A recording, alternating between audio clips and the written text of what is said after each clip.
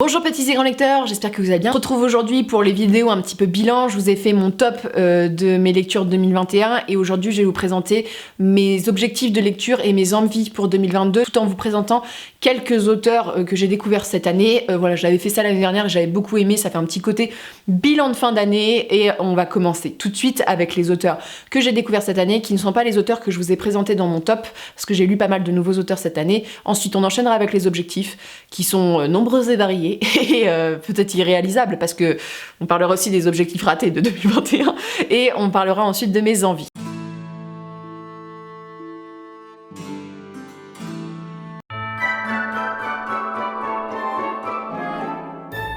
Donc au moment où je filme, j'ai lu 160 romans. On va partir sur un bilan de 2021 à 170 romans parce que en général c'est ce que je lis dans le mois. Et sur tous ces romans, j'ai fait pas mal de découvertes d'auteurs divers et variés. Et j'avais envie de vous en parler de certains parce que ça a été des livres que j'ai découverts. Alors potentiellement en bon ou en mal, mais ça fait des nouveaux auteurs que j'ai à vous présenter. Une des premières autrices que j'ai découvert cette année, c'est Erika Johansson qui a écrit donc la trilogie du Tearling, qui est une trilogie de dystopie fantasy, c'est assez particulier. Au début, on te vend de la fantasy, en fait, après, tu te rends compte que c'est très dystopique comme roman, très SF, même d'une certaine manière, où on suit donc une jeune fille qui, dans tout bon roman de fantasy, est l'héritière cachée du royaume. Sa mère l'a envoyée très loin de la cour pour plein de raisons. Elle a vécu au cœur d'une forêt avec deux personnes particulières qui lui ont appris à lire, à écrire, à se cultiver. On va la chercher du jour au lendemain pour la placer sur le trône, mais tout ne va pas bien se passer parce que de l'autre côté du continent, il y a une autre reine qui a décidé d'envahir le royaume et notamment qui pratique l'esclavagisme et qui pratique beaucoup de choses. Je vais vous en dire plus sur cette série du Tearling parce que j'ai déjà fait une vidéo dessus, mais surtout parce qu'il y a un côté dystopique qui est un véritable plot twist au milieu du tome 2, je crois. C'est un roman qui devait être adapté par Emma Watson, qui est très engagée sur des questions, on va dire, d'égalité homme-femme. C'est un roman qui est assez original par son contexte, parce qu'on a vraiment une volonté de rendre le pays, de moderniser le pays. Voilà, il y a une volonté, on a une reine qui est de plus en plus forte. Moi, j'avais trouvé quelques petites choses un petit peu gênantes, notamment concernant la grossophobie, d'une certaine manière, parce que le personnage est obligé de perdre du poids pour devenir intéressant, ou du moins pour devenir quelqu'un d'important dans le royaume. Ça arrive souvent en fantasy, hein. Ça, c'est déterminant de certains romans, bref, c'est assez gênant, mais c'est un récit, moi, j'avais plutôt bien aimé, même si le plot twist vers la dystopie, c'est pas forcément ce que j'avais préféré dans le roman. J'aurais préféré qu'on continue sur un côté univers fantasy, en approfondissant le fait de reconstruire un royaume, d'avoir des enjeux vraiment réalistes en termes de géopolitique, en termes d'éducation, voilà, toutes ces choses-là qui sont exploitées dedans. Et l'auteur a pris un autre penchant en exploitant un autre univers, alors ça plaît ou ça plaît pas. Moi j'ai beaucoup aimé la fin qui est très très particulière, mais donc la trilogie du Tearling devait être adaptée, on n'a toujours pas de nouvelles. Je ne sais pas si l'autrice a publié d'autres romans, mais ça a été ma première découverte, on va dire, cette année de nouvel auteur. Alors j'ai pas mis tous les nouveaux auteurs que j'ai découverts, mais des auteurs où je peux dire certaines choses où il y a de l'intérêt.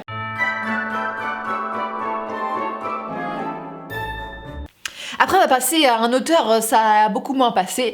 C'est un auteur que je voulais absolument découvrir parce que c'est un auteur français francophone qui est assez connu et j'en ai toujours entendu du genre oui, il faut avoir lu cet auteur et tout. Donc je me suis dit allons-y gaiement.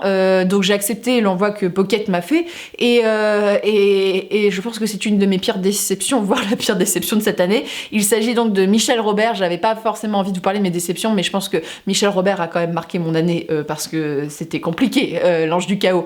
Alors l'Ange du Chaos, les intégrales sont très très belles, voilà, la couverture est super belle. J'ai lu les deux premiers, j'ai pas tenté je sais même plus si j'ai lu le troisième en fait dans mes souvenirs, j'ai pas tenté la suite. Alors c'est l'histoire de Célendil. On est dans un univers où il y a un peu la cour des ténèbres et la cour de lumière. Célendil elle faisait plutôt partie de la cour de lumière dans cet univers, c'était un grand chevalier, on va dire. Je vous tisse les traits, hein. C'est pas exactement les termes, mais c'est pour être beaucoup plus facile à la compréhension. Un jour, il va se faire un peu bolosser et envoyer pas dans la cour des ténèbres. Il va travailler pour cette cour-ci.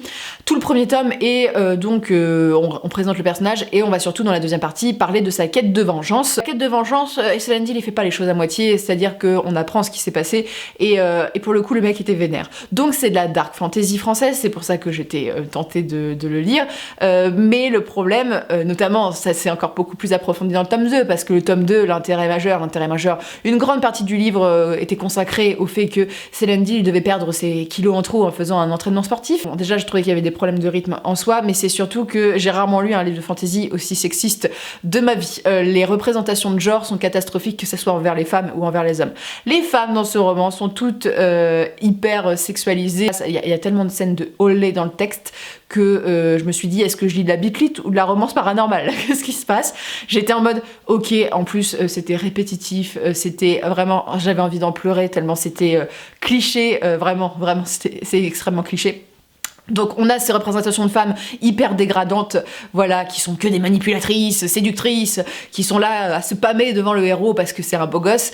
Et on a la représentation des hommes qui sont virilisés mais à ultra outrance, que ça en devient hyper choquant et hyper déplacé. Voilà, bon, les hommes qui doivent ne pas avoir 1 kilo de gras parce qu'ils doivent tous ressembler à, je vais prendre le seul youtubeur qui me vient en tête, Thibaut InShape, voilà, voilà, en fois 10 000 parce que les mecs c'est plus débarras, c'est genre ils portent même plus leurs épaules, ils marchent comme ça tellement ils sont baraqués, tu vois. Ils ont des épées énormes pour compenser, vous savez quoi. Ils ont surtout des organes reproducteurs dignes d'un étalon, voilà. Donc pour le coup, c'était perturbant pour moi et surtout j'ai trouvé ça hyper dégradant pour les hommes. Donc on a ces représentations et surtout l'histoire, il y a certaines choses qui sont positives, il y a tout un complot de cour qui est intéressant dans la cour des ténèbres, voilà, où il y avait des personnages qui font des choses, des actes graves, c'est très violent. Donc en termes de dark fantasy, c'est assez intéressant parce que pour le coup, moi j'étais servie en violence, j'étais beaucoup plus convaincue sur la violence que par exemple des Glenn Cook où j'avais été assez déçue du côté dark fantasy. Je vous dis, le tome 2, à part une histoire d'amour, le fait de l'entraînement sportif, c'est que en plus c'est tellement, j'avais oublié de vous dire, c'était tellement dégradant envers les hommes que les hommes ne pensent qu'à une chose, c'est de se reproduire. Il y a une scène où Celandil et a les mains dans le dos, il est capturé, il y a une nana qui vient lui sauver la vie, donc elle se penche, non mais je vous dis, elle se penche légèrement vers lui, et le gars le braquemar est de retour. Et j'étais en mode, mais c'est pas possible, cette image des hommes qui ne peuvent pas se tenir, je ne sais pas. Je sais pas, messieurs, c'est pas très agréable d'avoir ça comme image. Moi j'étais en mode, d'accord, ok, bref, j'ai abandonné ma lecture, je crois que j'ai même pas lu le tome 3, je me souviens plus. Donc ça a été un peu ma grosse déception parce que bah, j'en avais entendu tout un plat pour qu'on me serve un truc que j'avais vraiment pas envie de manger. Donc ça arrive, mais pour le coup, ça n'a pas été une très très bonne lecture. Je répète bien parce que pour certains c'est compliqué de comprendre. Mon avis sur le livre n'engage pas mon avis sur l'auteur, c'est-à-dire que je regrette de ne pas avoir aimé l'œuvre de Michel Robert, mais ça ne signifie pas que Michel Robert a cette conception de la vie là. Je suis obligée de le dire parce que pour certains c'est un peu difficile à comprendre, voilà, c'est même très difficile à comprendre. Bref, donc pas grosse réussite quoi, pas grosse réussite, et c'est dommage parce que c'est un auteur francophone et moi j'ai envie de soutenir ça et que c'est la dark fantasy, mais pour le coup ça a été catastrophique pour moi en tant que lectrice et notamment ouais, je vous dis, les représentations hommes-femmes, c'était compliqué. Et puis surtout que avoir trop de scènes de fesses pendant tout le texte, j'étais en mode c'est pas possible, répétitif. Il y a des moments, je me dis on en met une, c'est pour accrocher le public parce qu'il s'ennuie. Mais même en termes d'histoire, c'était pas ouf quoi. Autre texte, autre auteur. Alors là, on va pas être sur l'angle de Michel Robert, mais c'est un auteur, on n'est pas partis hyper bien tous les deux, voilà pour le coup.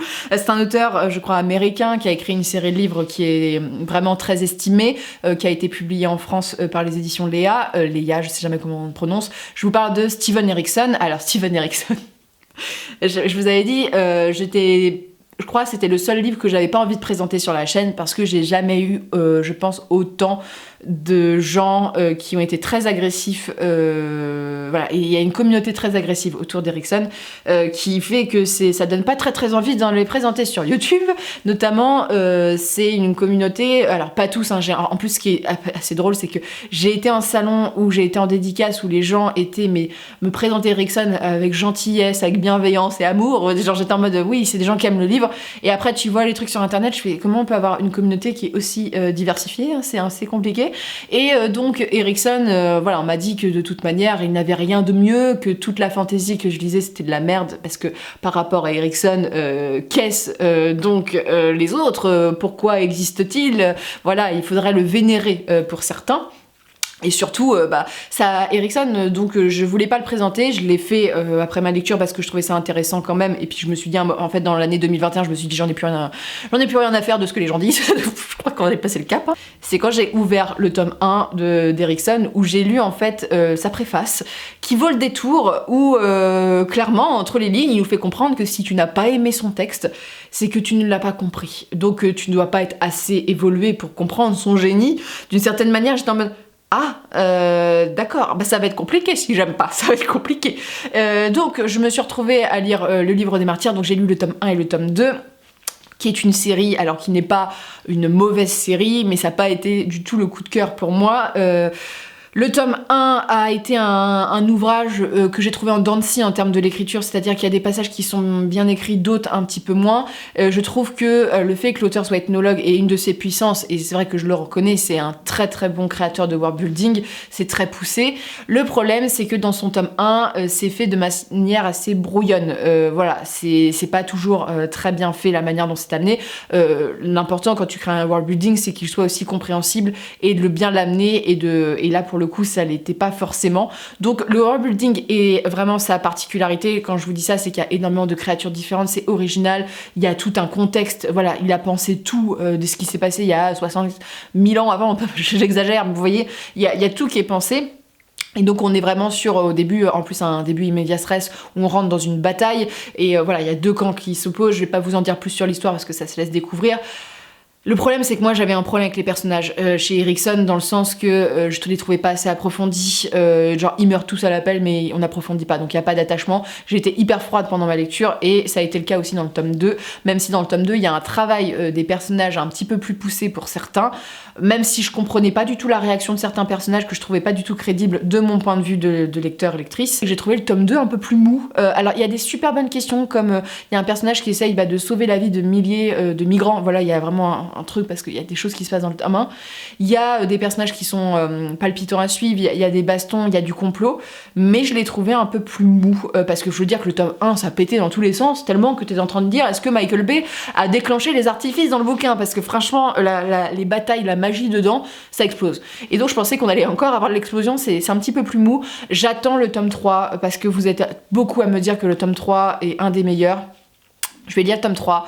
Si ça me confond dans l'idée que j'aime moyennement, je suis pas sûre de continuer parce que c'est une grosse saga et que j'aimerais peut-être découvrir d'autres univers. Sinon, je vais lire cette saga si ça me plaît, sachant que cette saga, normalement les tomes, on change d'époque à chaque fois. Bon là malheureusement le tome 1, le tome 2 c'est directement la suite, ça m'a un petit peu déçue pour ça, mais donc j'ai hâte de savoir ce que ça donne, surtout qu'en fait j'aime beaucoup le world building autour, j'aime bien l'histoire autour le world building. Après en termes de narration ou en termes de créer des choses palpitantes, je suis un peu moins emballée, et surtout les personnages, j'ai un peu de mal avec la manière dont ils traitent les persos. Donc je n'attends plus que me faire un avis complet, mais au bout de 3 tomes, si j'arrive pas à me faire un avis sur l'auteur, c'est que peut-être qu'il y a un problème avec l'auteur et moi, et peut-être qu'en fait le fait d'avoir eu tellement de violence vis-à-vis de cet auteur au début, ça m'a fait un blocage, hein, c'est possible aussi, mais j'ai un petit peu de mal avec lui.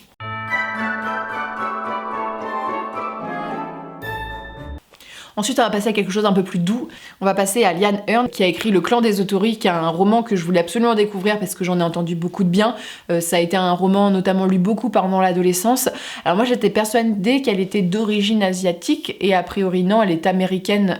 Voilà, elle a juste écrit un peu, on va dire, de récits historiques, fantastiques, d'inspiration asiatique, on va dire, ouais, c'est un peu compliqué à décrire.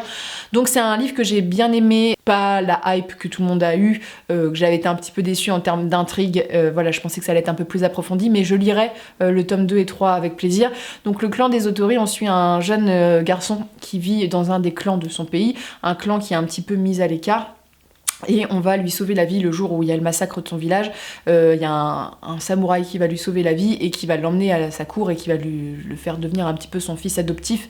Et on va suivre son parcours, sachant qu'on est vraiment dans une guerre des clans type samouraï, hein, vraiment dans ce côté-là. Donc on a plein de références alors à des choses. Alors moi je suis pas du tout instruite là-dessus, mais par exemple je pensais que le parquet Rossignol qui chante pour éviter de se faire attaquer, c'était une invention fantastique, mais non, ça a vraiment existé.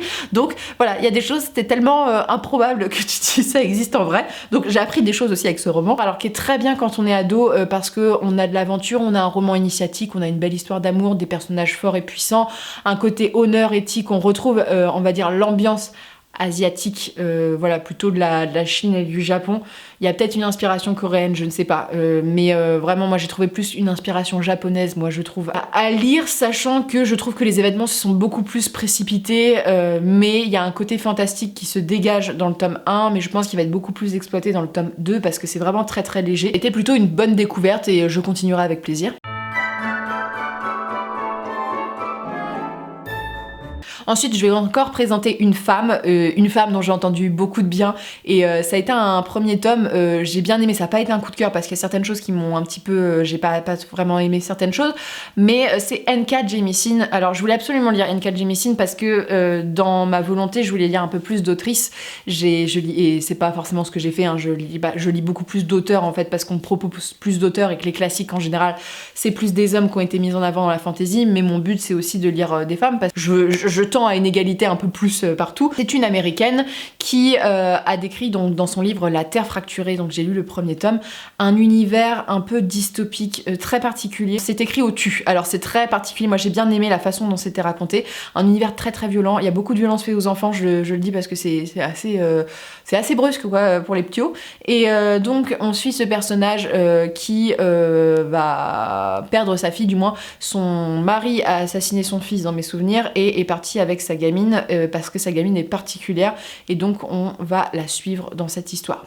Et on va avoir plusieurs temporalités, on va découvrir un peu tout ce monde où les gens qui sont en possession d'une certaine magie qui est liée au tremblement de terre et tout ça sont utilisés par le gouvernement en place de manière presque esclavagiste pour régler ces problèmes, et donc les puissants, voilà, avec de la magie se retrouvent complètement torturé et tout. C'est un texte qui est très dur dans ses thématiques, qui est très particulier dans son écriture, et qui est très, je trouve, il y a un côté SF dans ses représentations, dans ses paysages et tout ça.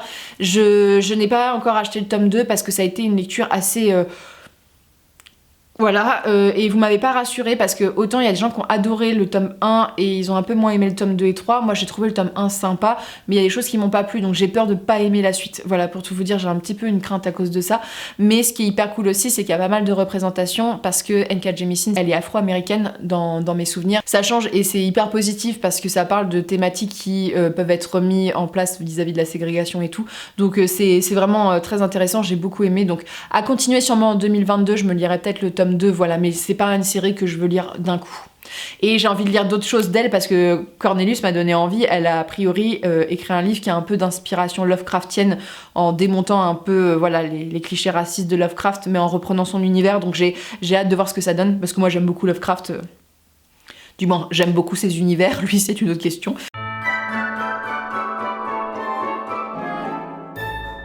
Et donc ensuite on passe à un auteur français, à La Belle Bête qu'on a lu. La Belle Bête cette année, ça a été un de mes objectifs de l'année dernière et je l'ai fait. J'ai lu La Horde du Contrevent d'Alain Damasio, j'ai consacré une vidéo de 50 minutes sur le sujet. Ça a été une lecture dans sa globalité plutôt bonne, hein, même si ça a été loin du coup de cœur que beaucoup de gens ont. Damasio, il me faisait très peur. Alors Damasio, j'entendais Damasio, l'auteur d'imaginaire français avec un grand A, voilà. Celui dont on ne peut pas critiquer le travail et tout, voilà, comme quoi c'était brillant et tout. Certes, l'écriture, la forme est très très bonne. Moi, c'est plutôt le fond qui était parfois, qui m'a pas toujours plu, et je trouvais le récit très très lent, mais je vous laisse vous reporter à cette vidéo parce que j'ai mis 50 minutes, j'ai pas besoin de redonner mon avis pendant 50 minutes, mais Damasio, ça a été plutôt une découverte intéressante.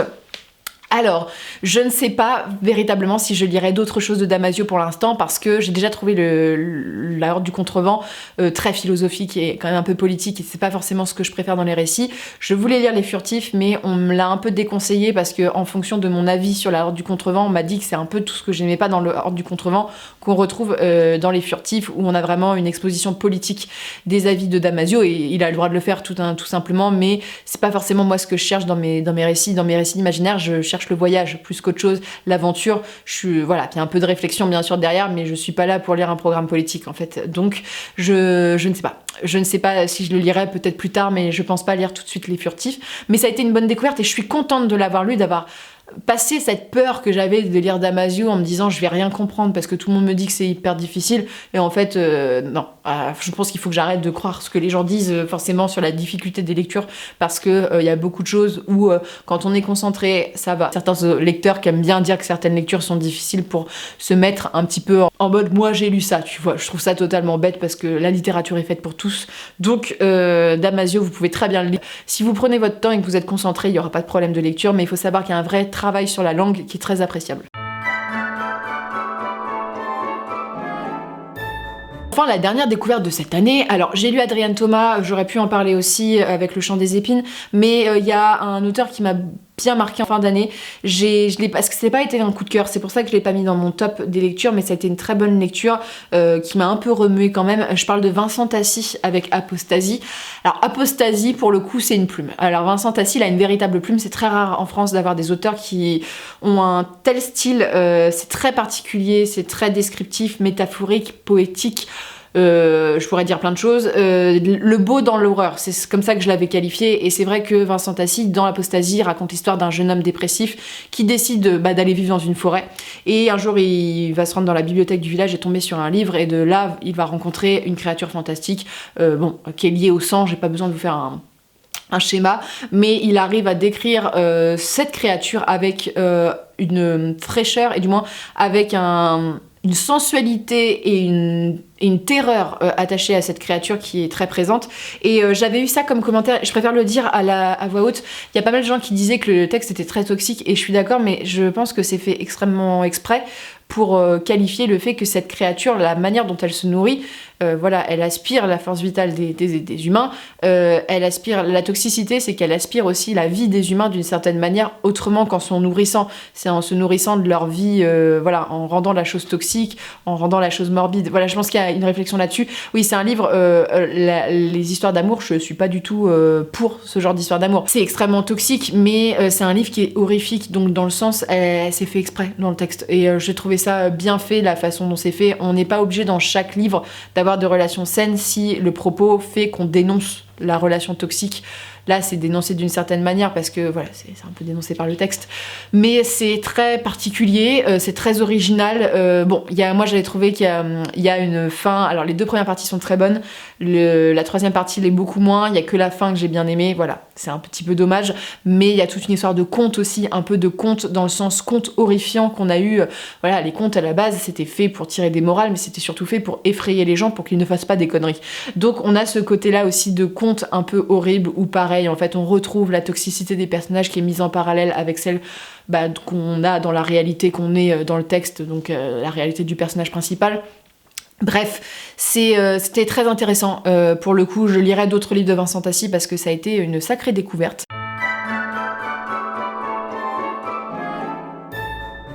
Là, j'ai envie de vous présenter un peu mes objectifs. Alors, mes objectifs, ne parlons pas de ceux de l'année dernière, parce que, bien sûr, dans les objectifs, il y a de finir Terry Pratchett. Je m'y suis pris beaucoup trop tard pour lire Terry Pratchett, et je me suis rendu compte que lire presque 40 tomes d'un auteur, ce n'est pas forcément hyper intéressant pour vous de voir toujours le même auteur qui est présenté sur la chaîne.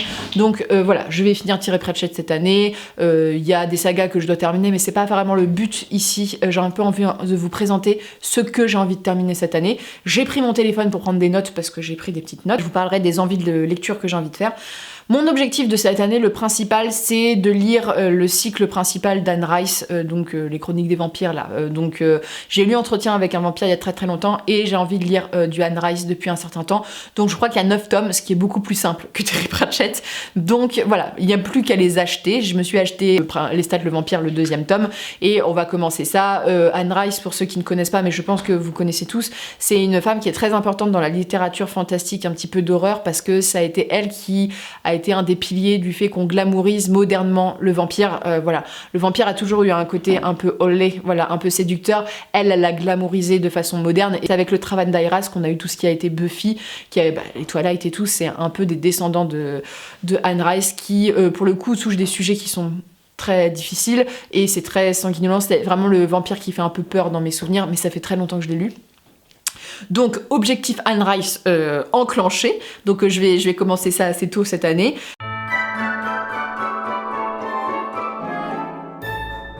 J'ai envie aussi en termes de terminer des choses, je me fixe l'objectif de terminer Jane Austen. J'ai un intégral de la Pléiade de tous ses livres et donc j'ai envie cette année de finir Jane Austen pour...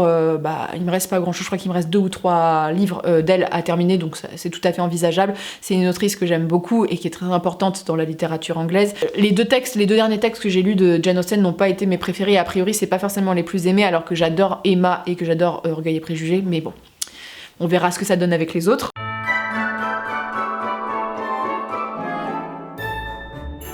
L'objectif aussi, et celui-ci je pense que vous l'avez deviné, c'est de lire un autre cycle de Robin Hobb. Donc là c'est de lire le cycle de l'Assassin Royal qui se situe donc entre les Aventuriers de la Mer et Chant des Anciens. Je ne sais plus comment ça s'appelle, le truc avec les dragons sur la couverture.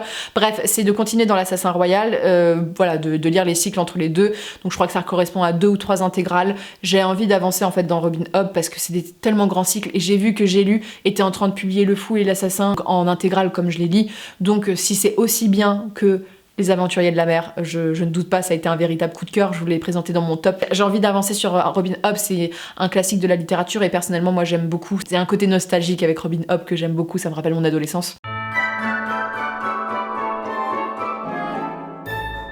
Dans mes objectifs, il y a 2 choses que je dois finir. Je dois finir Abercrombie, dans le sens je dois finir tout l'univers qu'il y a autour de la première loi. Lui servir froid, mais la suite. Le sang de la haine, je l'ai lu et il y a son 2e tome qui sort, mais en clair, c'est les tomes entre la première loi et Le sang de la haine, sa nouvelle série. Il faut que je finisse ça, donc voilà, c'est mon objectif avec le petit Joe que je vais faire parce que j'aime beaucoup et que j'ai envie de me tenir à jour pour pas, on va dire, prendre de retard sur sa nouvelle série qui est en cours. Dans le même temps, il y a un autre cycle qui n'est pas du tout le même genre. Il faut que je finisse Terre-Mère de Ursula Le Guin. Donc j'ai lu Terre-Mère et Théaou, je sais plus, son 2e tome, mais je crois qu'il me reste les contes de Terre-Mère. Voilà, donc il faut que je finisse. Je crois que ça correspond à 2-3 tout petits livres. Donc voilà, Ursula Le Guin, ça a été une très très bonne lecture. Bref, Ursula Le Guin, c'est une autrice qui est très importante et notamment qui était très novatrice pour le coup. Elle a écrit Terre-Mère en 68 et j'ai pas l'impression que ça a été écrit en 68. Hein. Vraiment, c'est très moderne et j'aime beaucoup. Il y a une espèce de douceur dans Terre-Mère que j'aime et l'univers est plutôt sympa. A priori, c'est même pas son texte le meilleur d'après ce que j'ai pu lire et d'après ce que vous avez pu me conseiller.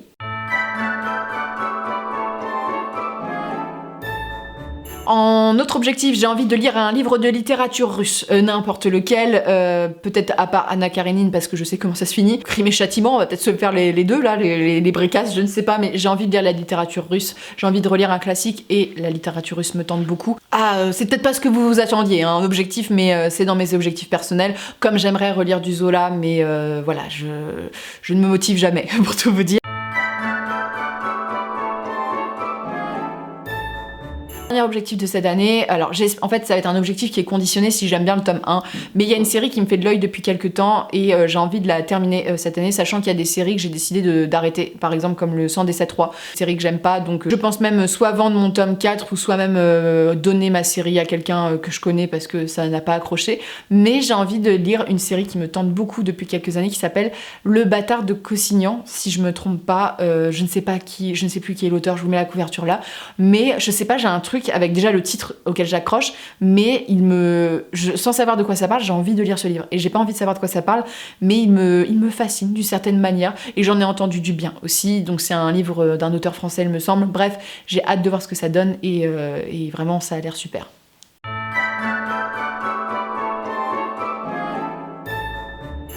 Et donc dans mes envies, le premier auteur que j'ai envie de découvrir cette année, bon, j'ai un peu triché parce qu'il est dans ma palle d'une certaine manière, c'est un auteur qui est publié chez Memnos, qui est donc Jacques Vance. Alors Jacques Vance, j'en ai entendu parler en ayant dédicacé dans des librairies spécialisées dans l'imaginaire et j'aime beaucoup déjà visuellement à quoi ça ressemble. Le cycle Lioness, c'est son plus connu, ce n'est pas celui-ci que j'ai dans ma palle, mais j'ai envie de le découvrir parce que c'est un auteur d'imaginaire qui date un petit peu, mais dont j'ai jamais découvert le travail, dont j'ai pas vraiment entendu énormément de bruit autour de son travail, donc ça serait un peu l'objectif de le mettre en lumière sur la chaîne si c'est possible, si j'apprécie surtout, et voilà, donc j'en doute pas, mais il m'obnubile un petit peu cet auteur en ce moment.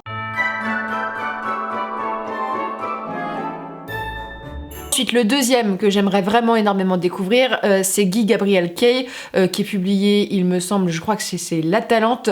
Alors n'importe quelle de ces séries m'intéresse, hein, parce que a priori, ce que j'ai compris de l'auteur, c'est qu'il est très inspiré au niveau imaginaire, histoire. Donc voilà, il se base sur des grosses bases historiques au niveau de ses romans. Donc voilà, c'est un auteur que j'ai envie de découvrir.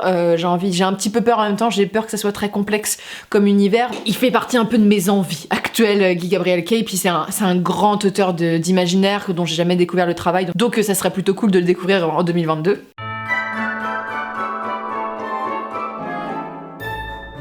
Pareil, là aussi c'est de la triche parce que je l'ai dans ma palle et que j'avais vraiment envie de le découvrir. Je l'ai acheté il y a peu, il s'agit donc de Lionel Davoust. Alors Lionel Davoust, parlait quand même pas mal de Lionel Davoust aux Imaginales et ça m'avait l'air passionnant, et je sais que Les Dieux Sauvages c'était un livre que j'avais noté dans ma liste des livres à lire, et donc quand je l'ai vu je me suis dit je vais tester avec le premier tome. Je crois que la saga n'est toujours pas finie, mais je pense que c'est un peu dans la vibes de Stéphane Plateau. J'espère que ça sera aussi bien, mais je vois un peu ça dans cette vibe là. Je crois que, alors j'ai entendu dire qu'il avait une très belle plume, que ses univers étaient passionnants, et je crois qu'il était traducteur à la base, du moins il a travaillé autour du livre, donc voilà, ça serait intéressant de voir ce que ça donne. Bon, comme d'habitude, j'aimerais découvrir des autrices françaises, mais il y a un auteur que j'ai envie de continuer cette année qui est américain, qui s'appelle Brent Weeks. Alors j'ai lu L'Ange du Chaos il y a quelques temps, que j'ai absolument adoré. C'est formidable, c'est publié chez Brajlon, et c'est une série avec Kilar qui découvre, voilà, qui va devenir une sorte d'assassin.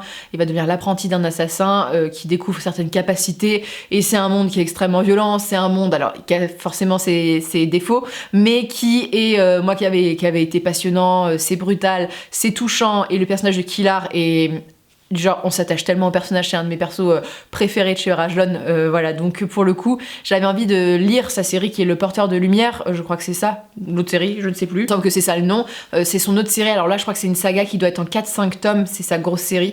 Je ne sais pas si ça a un lien avec L'Ange du Chaos, si ça se situe dans le même univers, si ça se situe, voilà, dans des univers totalement différents. Ça serait cool que ça se situe dans le même univers et que ça se réponde, qu'on ait des petits clins d'œil, parce que je ne lirai que dans 2-3 ans, mais j'avais envie de relire Brent Weeks parce que notamment Émilie, l'autrice d'Une couronne d'os et d'épines, elle aime beaucoup cet auteur et on en a reparlé de temps en temps, et je me suis dit ah, ça serait cool de lire le petit Brent, ça fait plaisir. Puis Brent, quand j'ai vu sa tête, il a une tête de gentil sur Wikipédia, je me suis dit oh, il a l'air sympathique.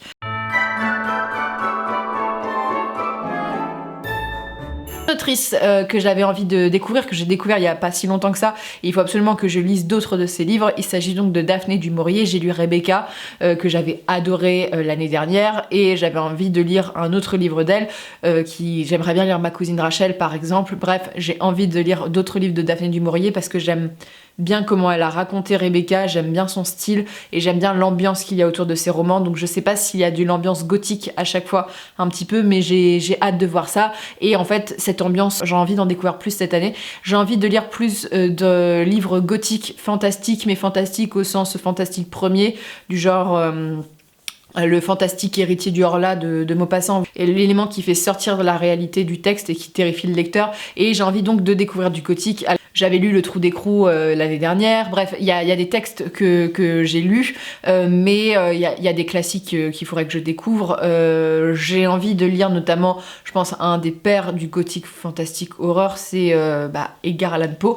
J'ai lu Le Corbeau il y a très très longtemps, et je l'ai lu, je crois, à l'école. Mais pour le coup, j'ai envie de lire plusieurs textes de Poe, sachant que j'avais vu plusieurs vidéos sur sa vie et que Poe c'est spécial, voilà, c'est spécial, même sa vie est spéciale, donc j'ai hâte de voir un peu le maître du fantastique un peu horrifique du 19e siècle. On va voir ce que ça donne, mais ça promet, donc voilà, lui et d'autres auteurs, d'autres petits classiques. Comme il y a un texte qui s'appelle Mon oncle Silas, qui est connu, il me semble. Bref, il y a pas mal de textes gothiques que je n'ai pas lus, et comme j'ai aimé les Jane Eyre, j'ai aimé ce genre de texte, je pense que ça va plutôt correspondre. Donc j'aimerais bien découvrir ce genre littéraire que je connais assez peu et que j'aime bien parce que c'est de l'horreur sans être non plus extrêmement épouvantable. Donc ça sera à découvrir en 2022. Si j'en ai le temps, voilà, là c'est des envies, mais à tous les coups les envies changeront dans 3 semaines, je serai plus du tout dans ce mood actuel, parce que là c'est l'hiver, mais à tous les coups, moi l'été j'ai pas du tout envie de lire du gothique. Donc voilà, c'en est tout. N'hésitez pas à me dire ce que vous avez lu comme nouveaux auteurs cette année. On va peut-être me poser la question et je réponds tout de suite, je ne me fixe jamais une quantité de livres à lire dans l'année, je m'en suis jamais fixée parce que c'est le bon moyen de ne pas atteindre cette quantité de livres. Donc voilà, la quantité ne m'intéresse peu, je préfère la qualité on va dire entre les deux, mais je serais intéressée de savoir si vous fixez des objectifs, pas en termes de nombre de livres, mais des sagas à lire ou des objectifs, je sais pas, finir certains livres de votre palle, je ne sais pas ce que vous fixez comme objectif, mais je serais intéressée. Et surtout, quelles sont vos envies pour 2022 ? Est-ce que vous avez des livres qui vous font envie ? Là, j'ai pas parlé des nouvelles sorties qui sont prévues en 2022, parce que j'ai des espérances. Martyr, tome 3 d'Olivier Perrus, je crois qu'il est prévu pour l'année prochaine, mais il avait déjà été reporté l'année dernière. Mais ça, c'est une belle envie pour l'année 2022. Oh, on espère.